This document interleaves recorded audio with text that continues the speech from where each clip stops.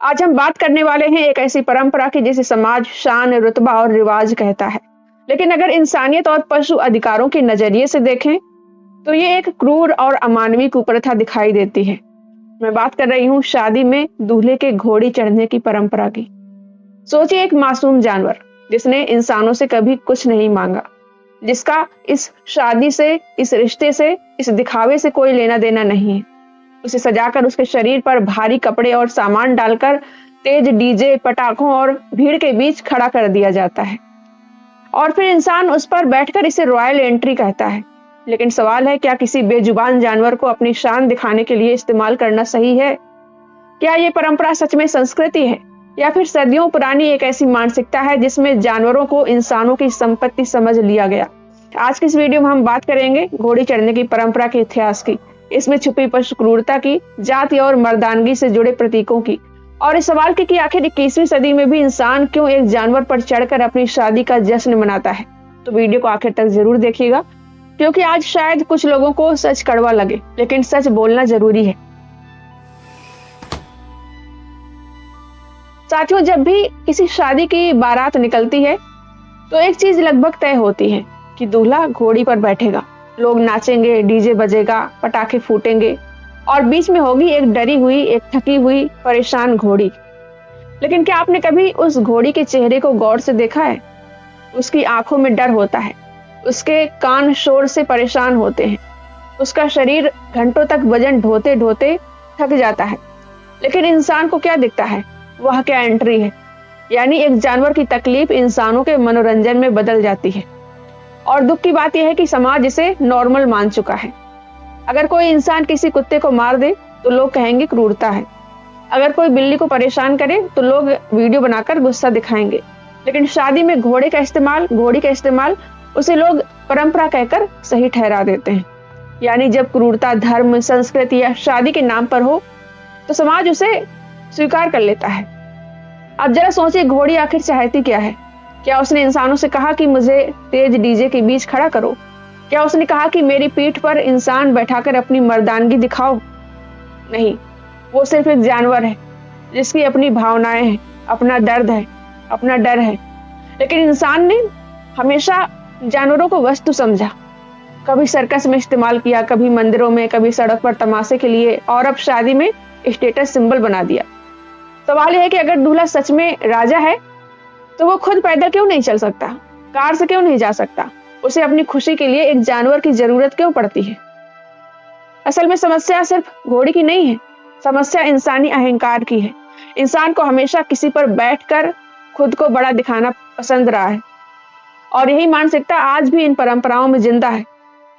घोड़ी चढ़ने की परंपरा सिर्फ पशु क्रूरता का मामला नहीं है, इसके पीछे सामंती और पितृसत्तात्मक सोच भी छिपी हुई है। पुराने समय में राजा महाराजा घोड़ों पर चलते थे। घोड़ा सत्ता और ताकत का प्रतीक माना जाता था। धीरे धीरे शादी में भी दूल्हे को राजा की तरह पेश किया जाने लगा। यानी कि शादी दो इंसानों का बराबरी वाला रिश्ता नहीं रहा, बल्कि एक राजा की एंट्री बन गई। ध्यान दीजिए, दूल्हा घोड़ी पर बैठता है, दुल्हन नहीं। क्यों? क्योंकि समाज ने शादी को भी पुरुष केंद्रित बना दिया। दूल्हा आएगा, शान दिखाएगा और लड़की को ले जाएगा। यानी कि पूरी रस्म में औरत कहीं न कहीं एक वस्तु की तरह दिखाई जाती है। और इस पूरे प्रदर्शन का केंद्र क्या है? एक बेजुबान मादा जानवर, घोड़ी। क्या विडंबना है! एक पुरुष अपनी मर्दाना शान दिखाने के लिए एक मादा जानवर पर बैठता है और समाज तालियां बजाता है। अब सवाल उठता है कि दूल्हा घोड़ी पर ही क्यों बैठता है, घोड़े पर क्यों नहीं? शादी में दूल्हे के घोड़ी पर बैठने की परंपरा के पीछे कई ऐतिहासिक और व्यवहारिक कारण बताए जाते हैं। पहला कारण है, ये माना जाता है कि मादा घोड़ी यानी कि मेयर को नर घोड़े की तुलना में ज्यादा शांत और नियंत्रित माना जाता है। पुराने समय में बारातों में भीड़, शोर, ढोल नगाड़े होते थे, इसलिए लोगों को लगता था कि घोड़ी कम आक्रामक होगी और संभालना आसान रहेगा। और नर घोड़े कई बार दूसरे घोड़े या फिर शोर के कारण ज्यादा उत्तेजित हो सकते थे। दूसरा कारण है सामंती और प्रतीकात्मक सोच से जुड़ा है। पुराने राजाओं और जमींदारों की परंपरा में शादी को राजा की सवारी जैसा दिखाया गया। धीरे धीरे ये रिवाज बन गया कि दूल्हा सजी हुई घोड़ी पर बैठेगा। लेकिन यहाँ एक दिलचस्प और विरोधाभासी बात भी है। समाज दूल्हे की मर्दानगी और शान दिखाने के लिए एक मादा जानवर का इस्तेमाल करता है। यानी कि पुरुष अपनी ताकत और रुतबा दिखाने के लिए एक मादा प्राणी पर बैठता है। इस पर पशु अधिकार और नारीवादी नजरिए से भी सवाल उठते हैं। नारीवादी नजरिए से देखें तो शादी में दूल्हे का घोड़ी पर चढ़ना सिर्फ एक मजेदार रिवाज नहीं है, बल्कि ये एक पितृसत्तात्मक मानसिकता का प्रतीक भी माना जाता है। सोचिए, पूरी शादी में केंद्र कौन होता है? दूल्हा। और उसे राजा बेटा की तरह सजाया जाता है। वो घोड़ी पर बैठकर आता है, बारात उसके स्वागत में निकलती है, समाज उसकी शान का प्रदर्शन करता है, जबकि दुल्हन, उसे अक्सर चुप, शर्मीली और स्वीकार करने वाली भूमिका में रखा जाता है। यानी शादी जो दो बराबर इंसानों का रिश्ता होना चाहिए, उसे सदियों तक पुरुष केंद्रित तमाशा बना दिया गया। अब घोड़ी वाली परंपरा को ध्यान से देखिए। एक पुरुष अपनी शक्ति, मर्दानगी और सामाजिक रुतबा दिखाने के लिए एक मादा जानवर पर बैठता है। ये दृश्य खुद पितृसत्ता की मानसिकता को दिखाता है, जहां ऊपर पुरुष है और नीचे एक मादा प्राणी। पितृसत्ता सिर्फ महिलाओं पर कंट्रोल तक सीमित नहीं रहती है, वो हर कमजोर समझे जाने वाले शरीर पर प्रभुत्व चाहती है, चाहे वो महिला हो या एक बेजुबान मादा जानवर। यही वजह है कि कई नारीवादी और पशु अधिकार कार्यकर्ता पितृसत्ता और पशु एक्सप्लॉयटेशन को आपस में जुड़ा हुआ मानते हैं। इतिहास में महिलाओं को भी संपत्ति की तरह देखा गया, आज भी देखा जा रहा है। और जानवरों को भी। महिलाओं से कहा गया पति की सेवा करो, और जानवरों से कहा गया इंसानों का बोझ ढो। दोनों के शरीर पर नियंत्रण स्थापित किया गया। शादी में घोड़ी चढ़ने की रस्म इसी मानसिकता का हिस्सा दिखाई देती है, जहां पुरुष की शान सबसे ऊपर है और बाकी सब उसके प्रदर्शन का साधन है। आज के समय में कई लोग इस पूरी परंपरा पर सवाल उठा रहे हैं, क्योंकि चाहे घोड़ी हो या घोड़ा, दोनों ही निर्दोष जानवर हैं। और शादी के शोर, भीड़, पटाखों और लंबे समय तक खड़े रहने से उन्हें तनाव और तकलीफ होती है। अब कुछ लोग कहेंगे ये तो हमारी संस्कृति है, परंपरा है। लेकिन सवाल यह है कि क्या हर पुरानी चीज सही होती है? कभी सती प्रथा भी थी, संस्कृति कहलाती थी। बाल विवाह भी था, परंपरा था। छुआछूत भी समाज का हिस्सा था। तो क्या सिर्फ पुराना होने से कोई चीज सही हो जाती है? अगर किसी परंपरा में किसी कमजोर का शोषण हो रहा है तो उसे खत्म हो जाना चाहिए। और यहाँ तो एक बेजुबान जानवर की बात हो रही है, जो बोल भी नहीं सकता, जो अदालत नहीं जा सकता, वो विरोध नहीं कर सकता, वो सोशल मीडिया पर पोस्ट नहीं लिख सकता। उसकी आवाज कौन बनेगा? अगर इंसान सच में खुद को सभ्य कहता है तो उसे उन प्राणियों के लिए भी खड़ा होना चाहिए जो अपनी तकलीफ खुद नहीं बता सकते। साथियों, आपने अक्सर देखा होगा बारातों में तेज पटाखे फोड़े जाते हैं। डीजे इतनी तेज आवाज में बजता है कि इंसानों के कान तक परेशान हो जाते हैं। अब सोचिए उस जानवर पर क्या गुजरती होगी, जिसकी सुनने की क्षमता इंसानों से कई गुना ज्यादा संवेदनशील होती है।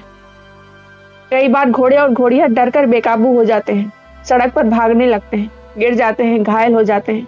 कई घटनाओं में इंसानों की भी जान गई है, लेकिन फिर भी लोग नहीं सीखते हैं। क्यों? क्योंकि समाज को जानवर का दर्द नहीं, अपनी एंट्री ज्यादा प्यारी है। और सबसे बड़ी विडंबना देखिए, लोग घर में अपने पालतू कुत्ते को बेटा तक कह देते हैं, लेकिन शादी में घोड़ी को किराए की वस्तु बना देते हैं। उसके शरीर पर घंटों वजन डालना, उसे भूखा प्यासा रखना, उसे तेज रोशनी और शोर में घसीटना, क्या ये प्यार है? नहीं, ये शोषण है। लेकिन समाज ने इसको इतना सामान्य बना दिया है कि अब लोग उसे मजा समझने लगे हैं। अब कुछ लोग कहेंगे घोड़ों को तो ट्रेनिंग दी जाती है, लेकिन सोचिए अगर किसी इंसान को बचपन से मारकर, डराकर किसी चीज की आदत डाल दी जाए तो क्या वो अत्याचार सही हो जाएगा?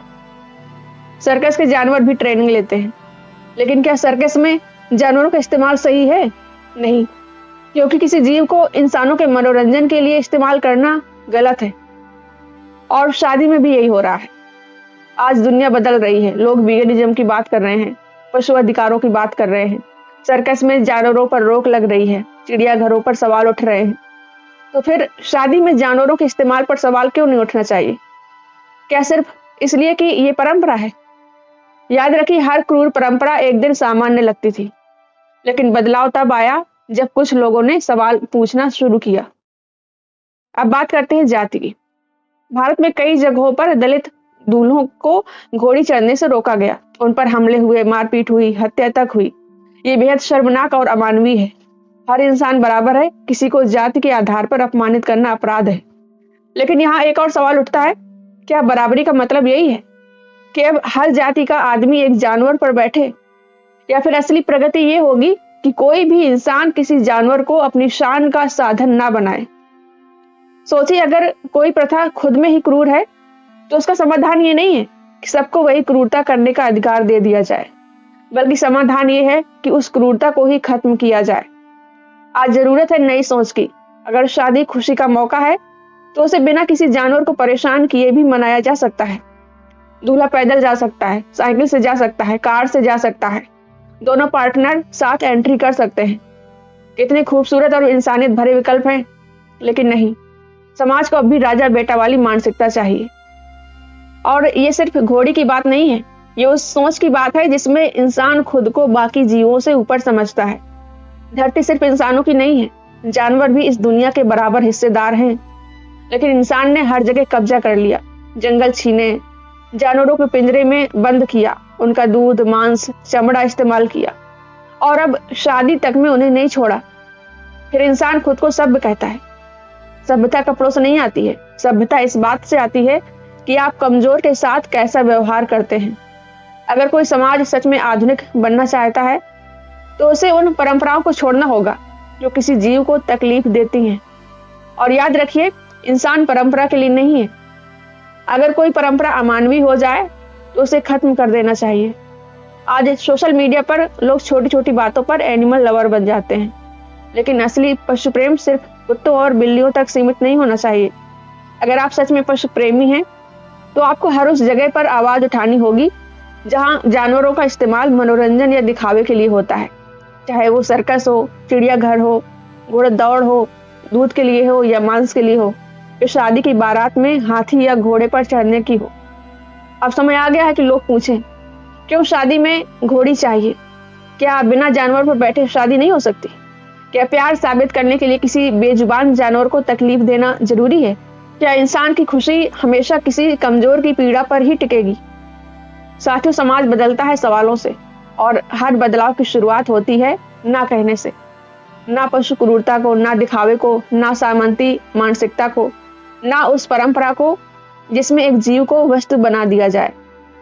कल्पना कीजिए एक ऐसी शादी की जहां पर कोई जानवर इस्तेमाल न हो, जहां दूल्हा दुल्हन बराबरी से चले, जहां शोर और पटाखों की जगह संवेदनशीलता हो, जहां दिखावे की जगह इंसानियत हो। वही असली आधुनिकता होगी। और आखिर में बस इतना कहना चाहूंगी, जिस दिन इंसान अपनी खुशी के लिए किसी बेजुबान जानवर का इस्तेमाल करना बंद कर देगा, उस दिन शायद वो सच में सभ्य कहलाने लायक बनेगा। क्योंकि ताकतवर होना महानता नहीं है। महानता तब है जब आप कमजोर पर दया करना सीखें। एक घोड़ी बोल नहीं सकती, वो विरोध नहीं कर सकती, लेकिन उसकी खामोशी का मतलब ये नहीं है कि उसे दर्द नहीं होता है। इसलिए अगली बार जब आप किसी बारात में एक घोड़ी को तेज शोर, रोशनी या भीड़ के बीच खड़ा देखें तो सिर्फ दूल्हे की शान मत देखिए, उस बेजुबान की तकलीफ भी महसूस कीजिए और घोड़ी चढ़ने की कुप्रथा का बहिष्कार कीजिए। अगर ये वीडियो आपको पसंद आया हो तो इसे ज्यादा से ज्यादा शेयर कीजिए, ताकि लोग समझे कि परंपरा के नाम पर हर चीज सही नहीं होती, और शायद किसी दिन ये समाज जानवरों को भी जीने का अधिकार देना सीख जाए। बाकी आप इस बारे में क्या सोचते हैं, कमेंट करके जरूर बताएं। धन्यवाद।